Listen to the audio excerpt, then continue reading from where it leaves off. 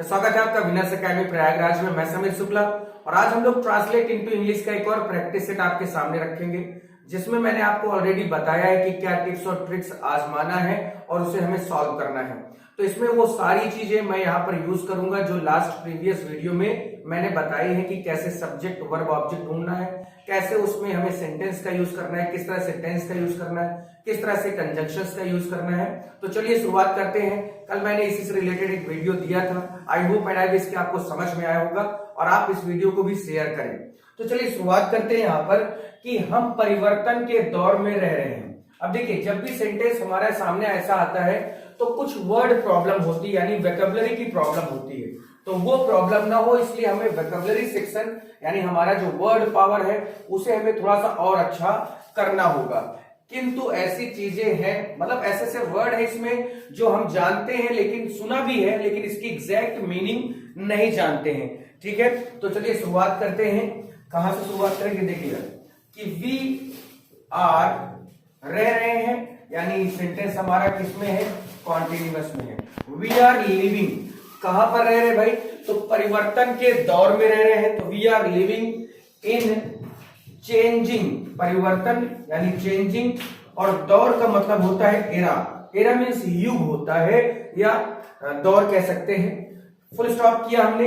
देखिए, हमारा एक सेंटेंस शुरू हो चुका है और मैंने आपको कल ही बताया था कि अगर हम एक सेंटेंस को अच्छी तरह से लिखते हैं, बढ़िया पेन का यूज करते हैं और जो उसमें पॉइंट्स होते हैं उसको हाईलाइट करते हैं, अच्छे पॉइंट्स को, अच्छी चीजों को किसी और पेन से लिख देते हैं, तो वो फोकस डालते हैं, वो हमें हमारे सेंटेंस को इंप्रेसिव बनाते हैं, अट्रैक्टिव बनाते हैं। और आपका एग्जामिनर कभी भी, उसके पास इतना समय नहीं होता कि वो एक एक लाइन को पढ़े, खासकर यूपी बोर्ड में। तो इस वजह से हमें क्या करना है कि हमें इंप्रेसिव और अट्रैक्टिव लिखना है, पेन का यूज करना है, प्लस हमें इन्वर्टेड कॉमा का भी यूज करना होता है। यानी बहुत सारे तरीके होते हैं। जब एक टॉपर होता है तो वो अक्सर अपनी बातों को शेयर करता है और उस टॉपर की बातें आप सुनेंगे तो लगेगा कि मैंने भी तो इतना पढ़ा, लेकिन मेरा नंबर क्यों नहीं आया। तो सबसे बड़ी बात यही होती है कि उसने आपसे कुछ डिफरेंट किया।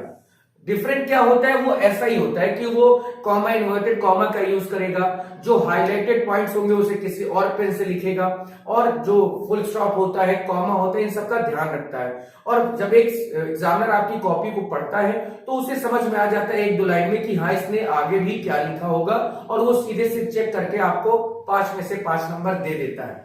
तो चलिए आगे बढ़ते हैं। किंतु यानी लेकिन, यानी यहां पर बट लिख सकते हैं। बट कुछ ऐसी चीजें हैं तो आप फ्यू थिंग्स का यूज करें।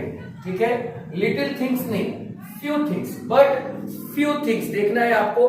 ठीक है, और ऐसी चीजें हैं तो आर है, यहां पर हेल्पिंग वर्ब होगी। थिंग्स हमारा अगर सब्जेक्ट भी बनता है तो एक प्लूरल सब्जेक्ट है। बट फ्यू थिंग्स आर, कुछ ऐसी चीजें हैं। क्या है भाई? जिनका स्थायित्व, विच मीन्स होता है जिनका या जिसका।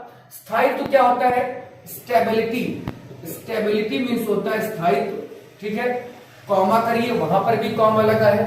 उसके बाद है ताजगी यानी फ्रेशनेस। फिर उसके बाद एंड आकर्षण यानी आकर्षण। अब देखिए, आकर्षण के लिए आप अट्रैक्शन का भी यूज कर सकते हैं। ठीक है, और अट्रैक्शन ही होगा तो फ्रेशनेस एंड अट्रैक्शन। ठीक है, कम नहीं होता है। अब कम के लिए क्या करेंगे? लेस का यूज नहीं करना है, थोड़ा सा ध्यान देना है। ठीक है, तो यहां पर आप देखिए दो तरह से कर सकते हैं कि but few things are which stability, freshness and attraction should never come, ऐसा कह सकते हैं। या आप ऐसे कह सकते हैं कि बट फ्यू थिंग्स, ठीक है, ध्यान दीजिएगा, but few things are which is never lesson. ठीक है, तो यहां पर हम ऐसे हिसाब से करते हैं कि but few things are which stability, freshness and attraction should, या वुड का यूज कर दीजिए, नहीं होगा ऐसे कर दीजिए, वुड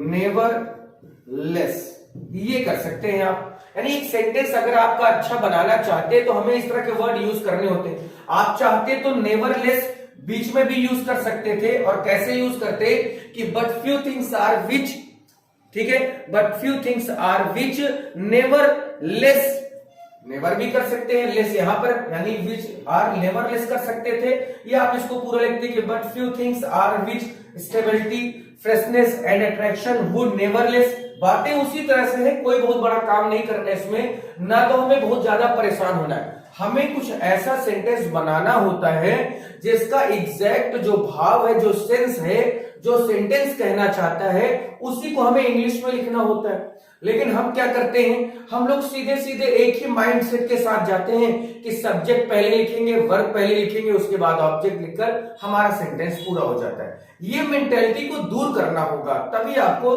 बढ़िया नंबर मिलेगा। उसके बाद अब देखिए, होगा वुड मैंने यूज किया तो यहां होगा नहीं लिखा है, फिर भी एक सेंटेंस का सेंस कहता है कि would can be use here, so I have used here. Otherwise आप चाहते तो वुड नहीं यूज करिए, शुड भी कर दीजिए कि कम नहीं होना चाहिए या कम नहीं होगा, वो आपके ऊपर है। भारत एक ऐसा ही देश है, तो इंडिया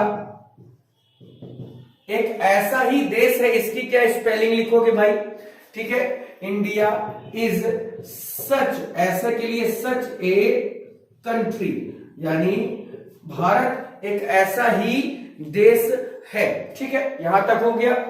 अब बात है, एक ही समय में पुरातन और नवीन है। पुरातन के लिए क्या लिखेंगे, एंशिएंट का यूज कर सकते हैं। इसके अलावा नवीन के लिए क्या लिखेंगे, तो न्यू कर सकते हैं। लेकिन आपको कुछ अगर अच्छा करना है तो आपको सोचना होगा। कंट्री तो यहां पर ऐसे कर सकते हैं कि आर्काइव, या आप एंशिएंट कर दीजिए, एंशिएंट एंड न्यू, ठीक है। एंशिएंट यानी पुरातन की बात करते हैं हम लोग, या आर्काइव कर सकते हैं, ARCHAIC, यहां पर हम इसकी जगह पर ARCHAIC भी कर सकते हैं। आर्काइव मीन्स होता है पुरातन, तो आर्काइव यानी एक ही समय में पुरातन और नवीन, तो एंशिएंट कर सकते हैं, यहां पर टी होगा भाई, एंशिएंट, तो चाहे आर्काइव करिए चाहे एंशिएंट करिए, एंड न्यू, ठीक है। आर द सेम टाइम, एक ही समय में भारत देश क्या है, पुरातन भी है और न्यू भी है, यानी नया भी है और पुराना भी है, दोनों में से कोई एक वर्ड यूज कर लीजिए। लेकिन आज हमें तकनीकी के माध्यम से वर्तमान समस्याओं का समाधान करना है। तो समाधान किसका करना है, वर्तमान समस्याओं का। तो हमारी जो हमारा जो मेन वर्ड है, हमारा जो सब्जेक्ट है, पहले तो हमें दिखाई दे रहा है तो वी का यूज कर दीजिए। करना है, ना है, नी है, ने है, एक मॉडल ऑक्सिलरी में आएगा, तो हैव टू का यूज कर दीजिए। तो वी हैव टू, हमें करना है, तो क्या करना है, यहां पर ध्यान देना है कि वर्तमान समस्याओं का समाधान करना है। ध्यान देना है कि वी हैव टू समाधान करना है कि रीइस्टैब्लिश्ड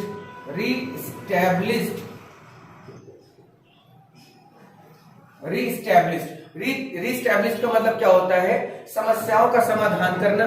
तो पूरी तरह से वर्ड आपको देखना है कि वी हैव टू रीस्टैब्लिश्ड, वर्तमान समस्याओं का समाधान करना है, यानी। लेकिन आज हमें तकनीकी के माध्यम से पूरा वर्ड आप देखेंगे तो आपको समझ में आ जाएगा कि इसमें एग्जैक्टली कहा क्या जा रहा है, ठीक है। तो वी हैव टू स्टैब्लिश्ड, ठीक है, रीस्टैब्लिश्ड द एंशिएंट, ठीक है, वर्तमान समस्याओं। तो ancient, we have to reestablish the ancient, ये थोड़ा सा वर्ड अलग है, इसको अलग कर देते हैं। फिर से पढ़ते हैं कि we have to reestablished the, ठीक है, पूरा ध्यान देना है हमें, reestablished the ancient glory, the ancient glory.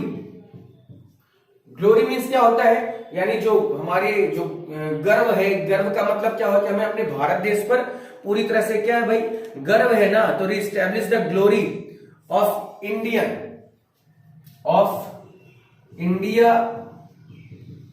By solving, कैसे, किस माध्यम से समाधान करना है, तो सॉल्विंग, ठीक है, द करेंट प्रॉब्लम, यानी वर्तमान समस्या, द करेंट प्रॉब्लम, ये कर दिया।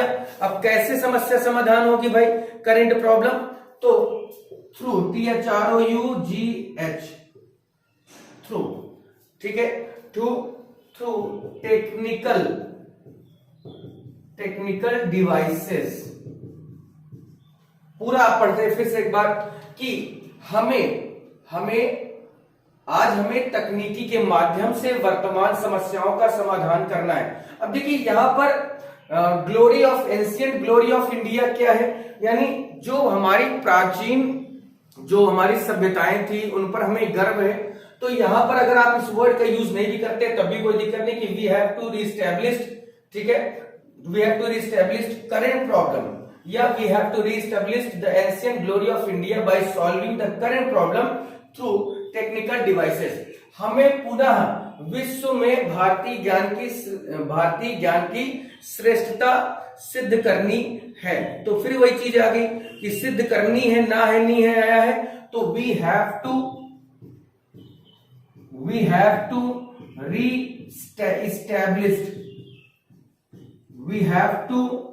रीस्टैब्लिश्ड। क्या सिद्ध करनी है भाई?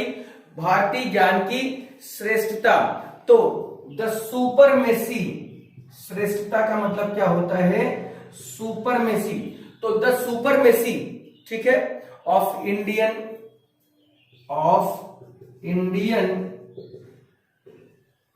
स्किल इन द वर्ल्ड, ये लीजिए आपका हो गया। तो फिर से एक बार पढ़ते कि we are living in changing era, यानी हम परिवर्तन के दौर में हैं।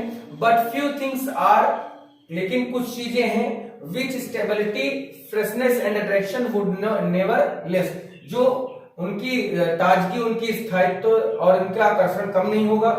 भारत एक ऐसा ही देश है, India is such a country, एक ऐसा ही देश है, एक ही समय में पुरातन और नवीन है। तो एंशिएंट या archaic and new are the same time, एक ही समय में।